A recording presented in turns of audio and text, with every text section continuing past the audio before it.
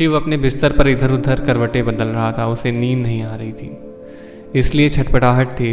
उसने नारंगी रंग की धोती पहन रखी थी। उसका बगशाला धुलने के लिए स्वच्छता कारणों से चला गया था। उसका सूती अंगवस्त्रम दीवार के बगल रखा छोटी कुर्सी पर उसे देख रहा था। अधजली बेदम चिलम पास ही मेज पर पड़ी हुई थी। यह शापित बिस्तर तो कुछ अधिक ही नरम है, इस पर सोना तो असंभव है। उसके बाद शिव ने एक झटके में बिस्तर के गद्दे पर बिछी हुई चादर को खींच लिया, उसे फर्श पर बिछाया और लेट गया। यह थोड़ा बेहतर था। नींद चोरी चोरी उसे आगोश में लेती जा रही थी, किंतु उस तरह नहीं जिस तरह वो अपने घर में लिया करती थी। उसे अपनी झोपड़ी के खुरदरे ठंडे फर्श पर सोने की कमी खल रही थी। उसे कैलाश पर्वत की कनकनाती हवाओं की कमी खल रही थी, जिनकी उपेक्षा करने का कितना भी दृढ़ प्रयास करे वो अपना एहसास दिला ही जाती है। उसे अपने बगशाले की आराम पहुंचाने वाली दुर्गंध की कमी खल रही थी। इसमें कोई संदेह नहीं था कि वर्तमान में उसका आसपास की परिस्थितियां अत्यंत ही आरामदायक थीं, किंतु वह अपरिचित और अन्य देशीय थी। हमेशा की तरह उसकी सहज प्रवृत्ति ने यह सच का बोध कराया, यह कमरे के संबंध में नहीं है, या तो तुम्हारे स्वयं के संबंध में है। उसके बाद ही शिव को ध्यान आया कि वह पसीने से तर हो रहा था। ठंडी मंद हवा उसके शरीर को छू रही थी, फिर भी वह पसीने से तरबतर होता जा रहा था। ऐसा प्रतीत हो रहा था जैसे वह कमरा घूर रहा हो। उसे अनुभव किया जैसे उसके शरीर में कोई उसे निष्कासित कर रहा हो। उसे ऐसा प्रतीत हो रहा था जैसे उसके शीत दंतयुक्त दाएं पांव का अंगूठा आग में दहक रहा हो। संग्राम में लगे घावों के दाग वाला बाया घुटना जैसे खिंचता चला जा रहा हो। उसकी थकी हुई पीड़ित मांसपेशियों को जैसे किसी के अदृश्य हाथ पुनः पुराने स्वरूप प्रदान कर रहे हों। उसके कंधे की हड्डी जो कुछ दिन पहले जोर से उखड़ गई थी और फिर कभी सही तरीके से जुड़ नहीं पाई थी, ऐसा लग रहा था जैसे मांसपेशियों अपने सही स्थान को जोड़ने का प्रयास कर रही हों। साथ ही मांसपेशियां भी जैसे उसे स्थान दे रही थीं ताकि वह हड्डी अपना काम पूरा कर सके। उसे सांस लेने में विशेष प्रयास करना पड़ रहा था। फेफड़े की सहायता करने के उद्देश्य से उसने अपना मुंह खोला, किंतु पर्याप्त हवा अंदर नहीं जा सकी। शिव ने अपना मुंह खोला और पूरी शक्ति लगाकर जितनी हवा खींच सकता था उतनी खींची। उसी समय बगल की खिड़की का पर्दा सरसराया और कृपालु हवा अंदर घुस आई। सहसा हवा के झोंके ने शिव के शरीर का थोड़ा आराम अवश्य पहुंचाया, लेकिन उसके बाद पुनः संघर्ष प्रारंभ हो गया। उसे ध्यान केंद्रित किया और हाँफते हुए सांस लेने लगा। ठक ठक द्वार पर हल्की खटपटाहट ने शिव को चौकन्ना कर दिया। इस समय वह अपने आप में नहीं था। वह गहरी गहरी सांसें ले रहा था। उसका कंधा फड़क रहा था, किंतु वह चिरपरिचित पीड़ा अब नहीं थी। उसने अपने घुटने को देखा, उसमें अब कोई पीड़ा नहीं हो रही थी। घाव के दाग लुप्त हो चुके थे। अब भी वह सांस लेने का प्रयास में हाँफ रहा था। उसने झुककर अपने अंगूठे को देखा। शीतदंश का प्रभाव समाप्त हो चुका था। वह अंगूठा पूर्व की भांति अब पूर्ण था। उसका परीक्षण करने के लिए वह झुका तो चटकने की एक स्वर कमरे में गूंज गया, क्योंकि सालों के बाद उसके अंगूठे में गतिविधि हुई थी। अब भी वह गहरी सांस ले रहा था। साथ ही अपरिचित सिरहन पैदा करती ठंड उसके गले में थी, अत्यधिक ठंड। ठक ठक अब यह खटपटाहट आग्रही थी। उसे कुछ भी नहीं सूझ रहा था कि वह क्या करे। फिर भी वह लड़खड़ाते हुए अपने पैरों पर खड़ा हुआ, अंगवस्त्रम उठाकर अपने गले में लपेटा ताकि उसे गर्माहट आ सके, और द्वार खोल दिया। अंधेरे ने उसके चेहरे को ढका हुआ था, किंतु शिव ने भद्र को पहचान ही लिया। हड़बड़ाहट में भद्र फुसफुसाया, शिव, देर रात परेशान करने के लिए मुझे क्षमा करें, किंतु मेरी माताजी को अचानक तेज ज्वार हो गया है। मुझे क्या करना चाहिए? शिव ने सहजता से भद्र के मस्तिष्क को छुआ और बोला, तुम्हें भी ज्वर है। तुम अपने कमरे में जाओ, मैं वैद्य को बुला कर लाता हूँ। जब शिव गलियारे से होता हुआ वैद्य को बुलाने के लिए जाने लगा तो उसके कमरे के द्वार खुलने लगे और वही परिचित संदेश उसे मिलने लगे। अचानक ही ज्वर आ गया है, सहायता करें। शिव लगभग दौड़ता हुआ उस मकान की ओर भागा जहां वैद निवास कर रहे थे। वहां पहुंचकर उसने द्वार को जोर से खटखटाया। आयुवर्ती ने तुरंत द्वार खोल दिया, जैसे उसके आने की प्रतीक्षा कर रही हो।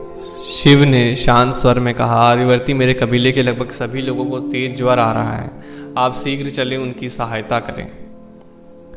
आर्यवर्ती ने शिव के मस्तिष्क को छुआ और पूछा, आपको ज्वर नहीं है? शिव ने इनकार करते हुए सिर हिलाया और कहा, नहीं।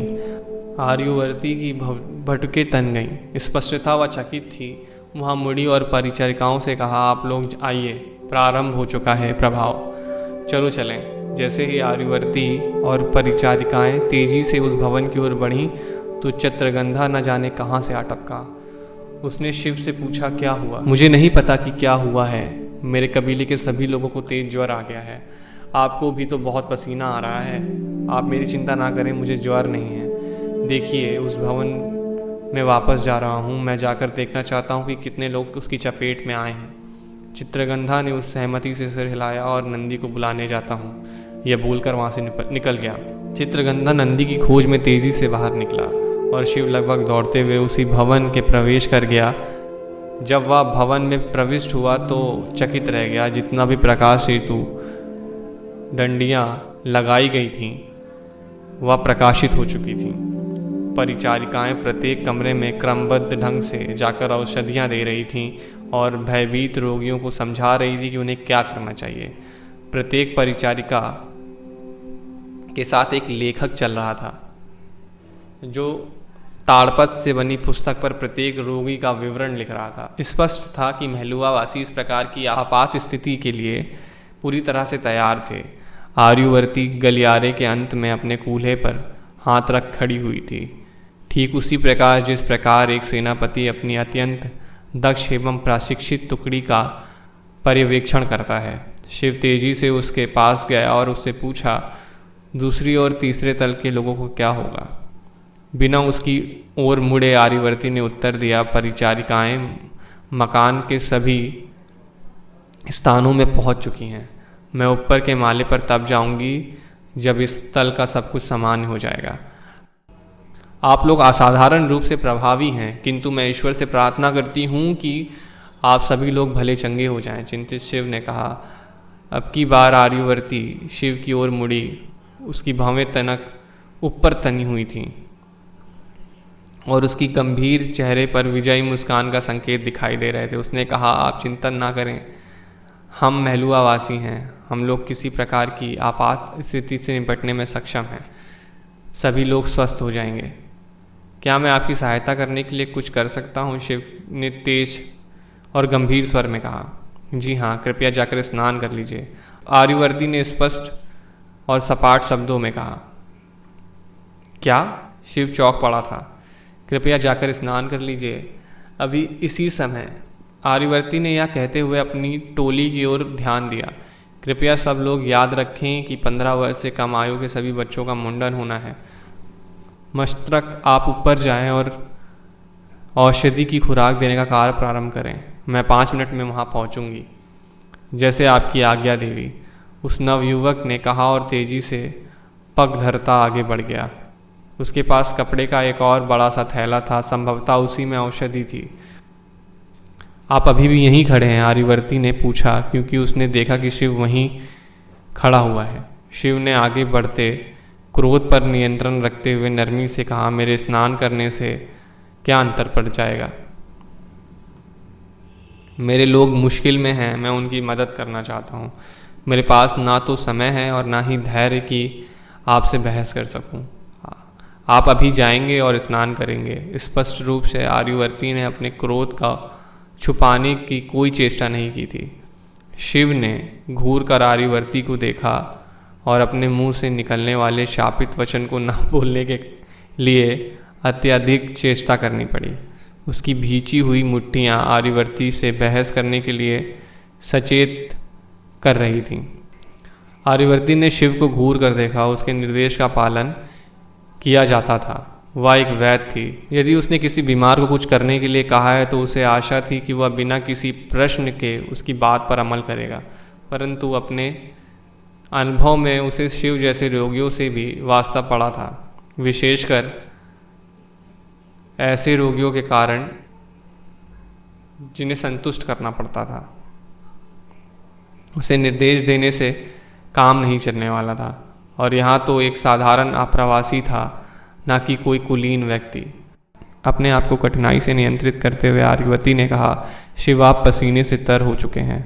यदि आप इसे नहीं धोएंगे तो यह प्राण हारक सिद्ध हो सकता है। कृपया मुझ पर भरोसा रखें। यदि आप स्वयं ही जीवित ना रहे, अपने कबीले वाले लोगों को क्या मदद कर सकेंगे।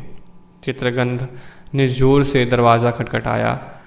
बुरा भला कहते हुए अलसाई आंखों के साथ नंदी उठा। उसने झटके के साथ द्वार खोला और गुर्राया, यह अवश्य ही महत्वपूर्ण बात होनी चाहिए, वरना शीघ्र आइए, शिव के कबीले वाले बीमार पड़ गए हैं अभी से ही। किंतु या तो पहली ही रात्रि है, नंदी ने चिल्लाकर अपने अंगवस्त्रम उठाते हुए कहा। चलो चलें। स्नान करने के लिए स्नानाघर एक अजनबी स्थल प्रतीत हुआ। शिव को सर्द मानसरोवर झील में डुबकी लगाकर नहाने की आदत थी, और वह भी महीने में केवल 2 बार। वह स्नानाघर उसे असाधारण रूप से संकीर्ण अनुभूति हुआ। उसने दीवार पर लगे जादुई यंत्र को घुमाया ताकि पानी का बहाव तेज हो जाए। उसे उस अनजानी टिकिया को अपने शरीर में मला ताकि स्वच्छ हो जाए, जिसे महलुआवासी साबुन कहते थे। आर्यवर्ती ने स्पष्ट कर दिया था कि साबुन लगाना आवश्यक है। उसे स्नान करने के बाद उस यंत्र को बंद किया और तौलिया उठा लिया। जब वह तौलिया से अपने शरीर को रगड़कर साफ करने लगा तो उसे पुनः बड़ी तीव्रता से वही रहस्यात्मक अनुभूति होने लगी जो कुछ घंटे पहले हुई थी, जिसकी उस समय उसने उपेक्षा कर दी थी। उसके कंधे अब नवीन से कहीं श्रेष्ठ अनुभूति हो रहे थे। उसने झुककर अपने घुटने को देखा। कोई पीड़ा नहीं हो रही थी, कोई दाग नहीं था।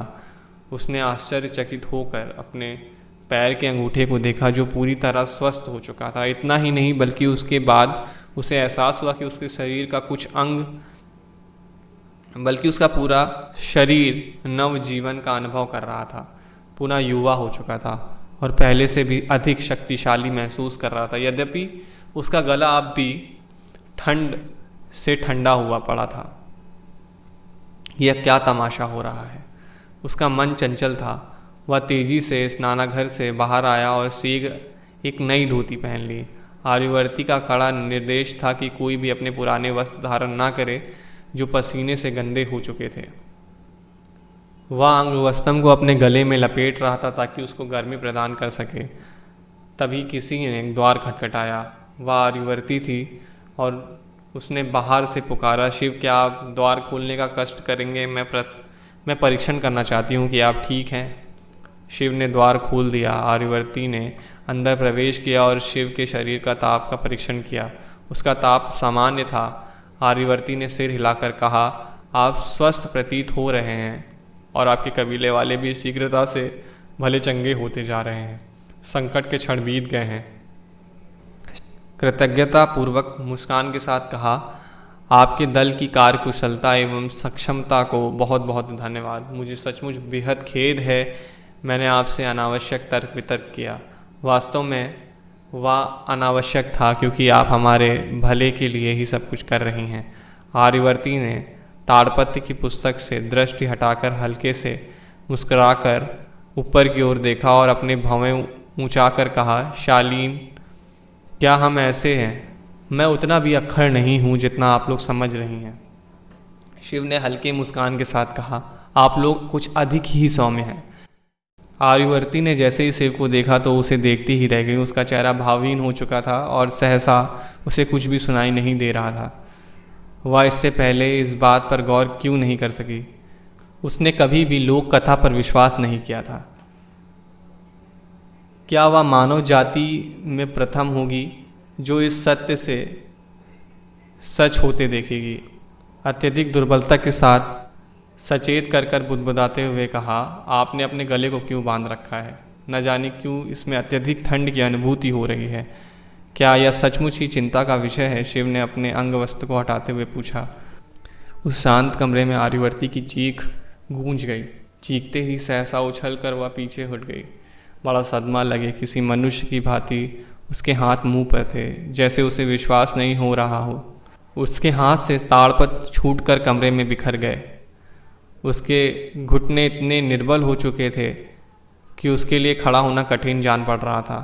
वह अपनी पीठ के सहारे पीछे दीवार पर धम्म से टिक गई, किंतु उसकी आंखें अब भी शिव पर टिकी हुई थी। उसकी गर्वीली आंखों से अश्रुधारा बहने लगी। वह लगातार इन्हीं शब्दों का उच्चारण करती रही, ओम ब्रह्माय नमः,